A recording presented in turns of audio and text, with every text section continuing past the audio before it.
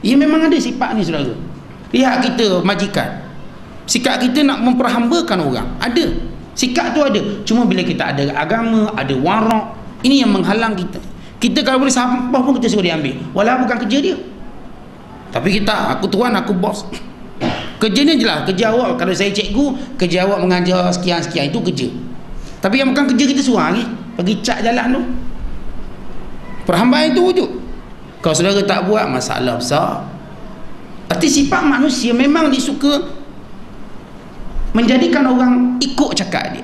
Ini namanya perhambaan. Cukup. Dan bila dia melakukan kezaliman, maka ini adalah ain perhambaan, zat perhambaan. Seorang suami suka perhambakan isterinya, walaupun Nabi SAW mengajar kepada kita sebaliknya, bekerjasama dengan isteri. Ya, ada setengah suami suka memperhambakan isteri, semua isteri. Stokin depan mata pun sini-sini, ambil stokin depan mata ni, ambil. Walau dia boleh buat sendiri. Koyak sikit yang ni pergi jahit ni, tinggal semua kerja jahit yang ni. Perhambaan. Walaupun benar isteri ni kena taat dan patuh, namun bagi orang yang beriman, yang bertakwa, yang agamanya tinggi, dia tidak suka memperhambakan sesiapa pun, melainkan dia akan membalas kebaikan. Imam Syafi'i rahimahullah, sedang dia berjalan, dia maksud saya berkenderaan, berjalan sia-sia di bumi Mesir. Tiba-tiba dia punya tali tas dia jatuh, yang digunakan untuk jadikan kuda tu laju dan sebagainya. Dia punya remote control dia untuk kuda dia jatuh. Lalu orang sebab Imam Syafi'i bekerja-kerja nak ambil, Imam Syafi'i nak turun nak ambil, orang lain bekerja nak tolong Syafi'i. Akhirnya orang lain yang dekat tu dang ambil. So Syafi'i tidak membiarkan orang ni tolong secara percuma. Syafi'i berkata kepada muridnya, Ar-Rabi', berapa sen kamu ada dalam poket kamu? Kerana Rabi' ni jaga duit Imam Syafi'i. Berapa? Ada 3 dinar tuan, beri pada dia. Beri pada dia, supaya kita tidak perhambakan manusia. Sampai macam tu dia bunyi halus.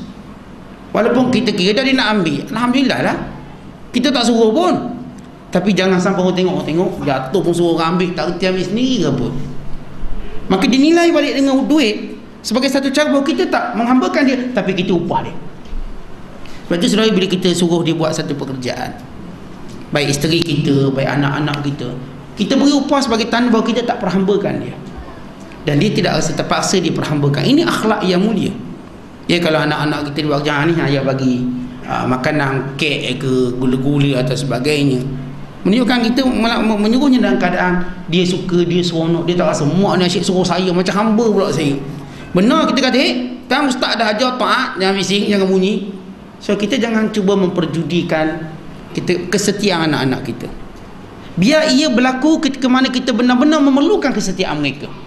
Jangan kita tak perlu kesetiaan mereka, kita cuba dapatkan kesetiaan mereka. Artinya terang kita boleh buat sendiri saudara. Kenapa kita nak uji anak-anak kita supaya taat? Tengah kita mampu buat.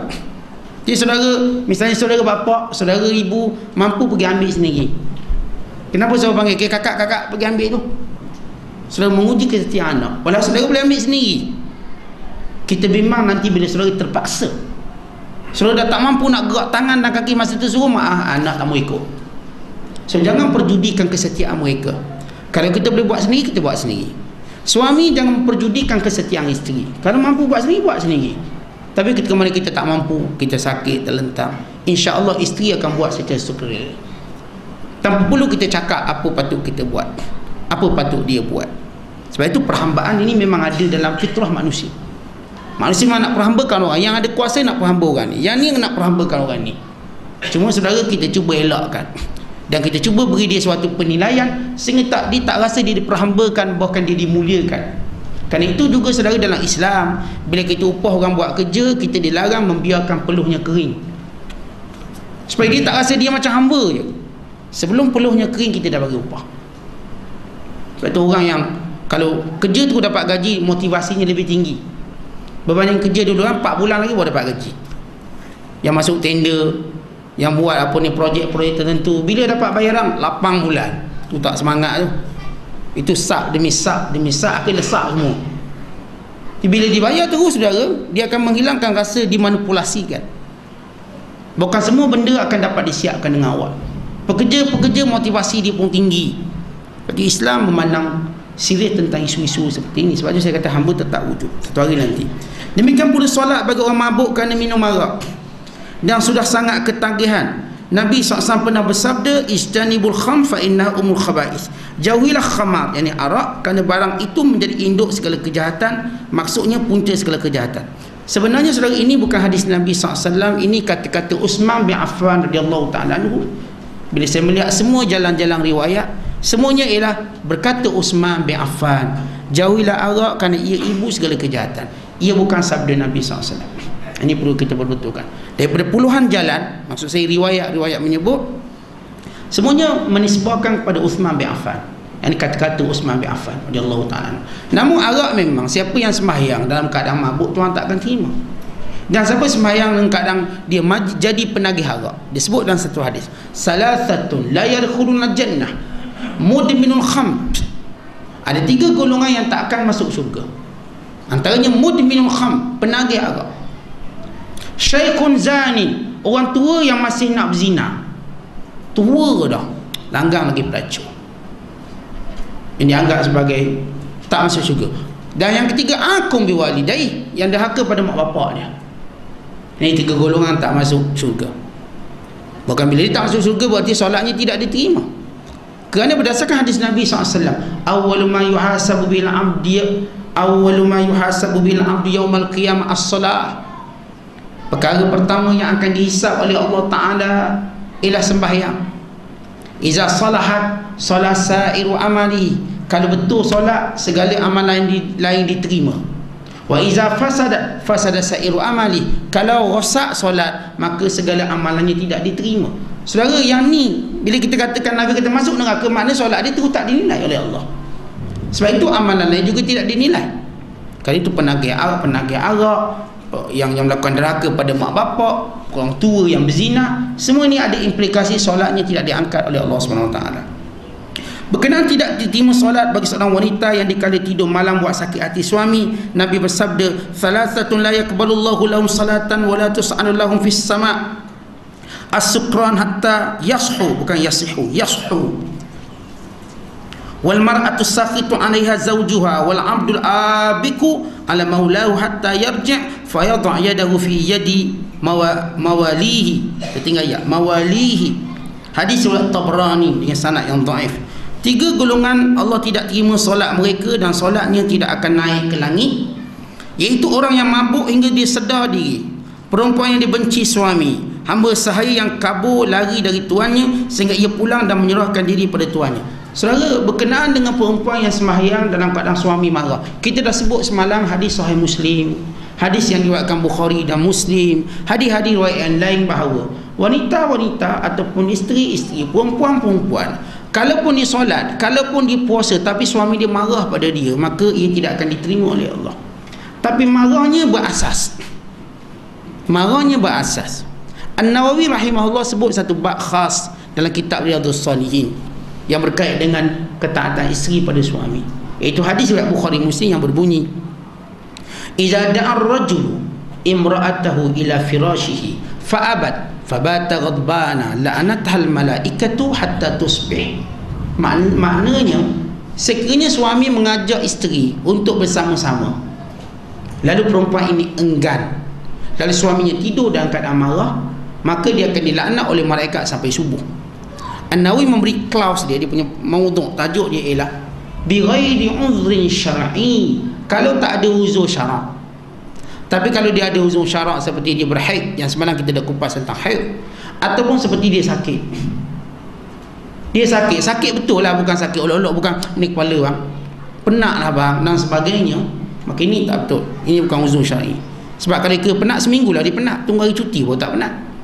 Kalau jenis bekerja misalnya, ia mengganggu hubungan suami, ya, sebab suami lain, perempuan lain. Walaupun ada seorang prof cuba manipulasi hadis ini, dan ia agak bahaya, khususnya bila ia tidak dibuka untuk dibincangkan atau ditegur.